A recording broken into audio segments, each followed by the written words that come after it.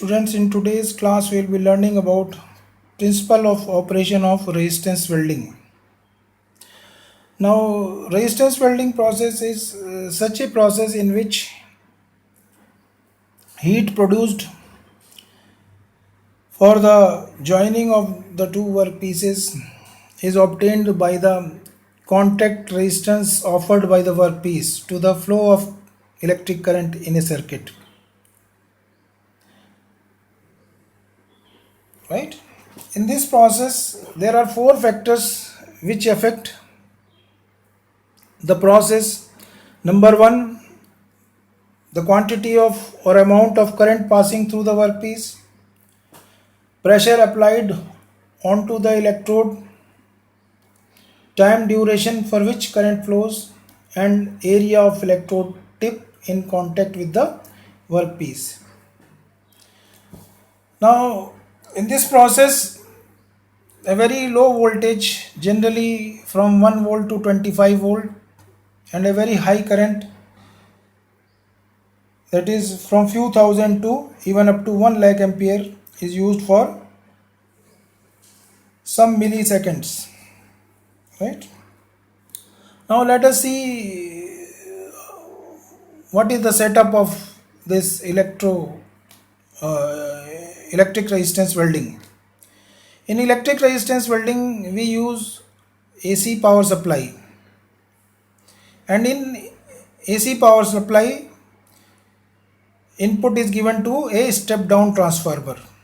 Means it reduces the voltage of power supply and increases the current, right?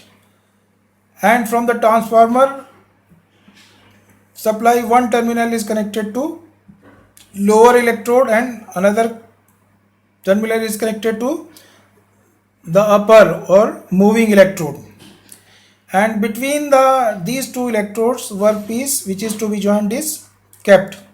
Generally, resistance welding is used to join very thin workpieces like sheets. Right? Now, by keeping these two workpieces on the lower electrode or stationary electrode, the pressure is applied from the upper electrode onto the workpiece surface. Now, this pressure from the contact area of electrode tip is supplied to the two workpieces.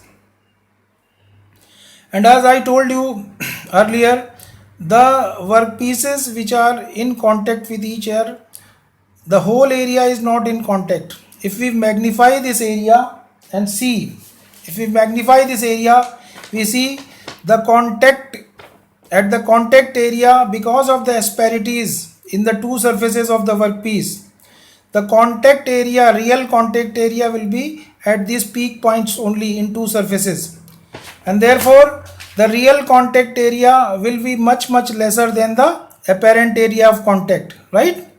And therefore very high resistance will be offered to the flow of current at this contact point, right? So this contact resistance, or this very high contact resistance, is the only cause of very high heat generated in this contact region.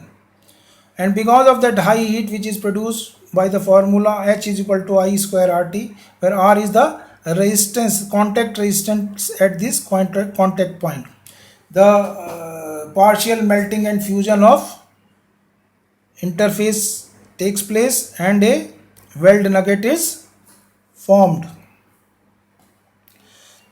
So as I told you, there are four parameters which will affect the operation. Number one is the magnitude of the current, how much current is supplied. We know H is equal to I square RT. So the more the current and the more is the height. The second is the contact resistance. Third is the power applied, pressure applied.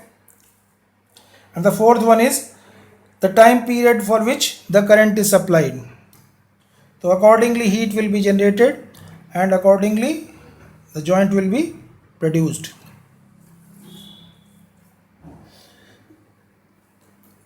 These processes are generally automatic and generally used in automobile industry for joining sheets, tubes. The initial cost of this equipment is quite high and skilled workers are required to maintain and operate the equipment. And workpiece of very high thickness cannot be welded by this process. Right? Both similar and dissimilar metals can be welded by these processes, and the rate of production in this process is very high. And in this process there is no requirement of any flux or filler metal, right? And generally these processes are semi-automatic. So this was all about principle of resistance welding and certain advantage, disadvantages and applications of it.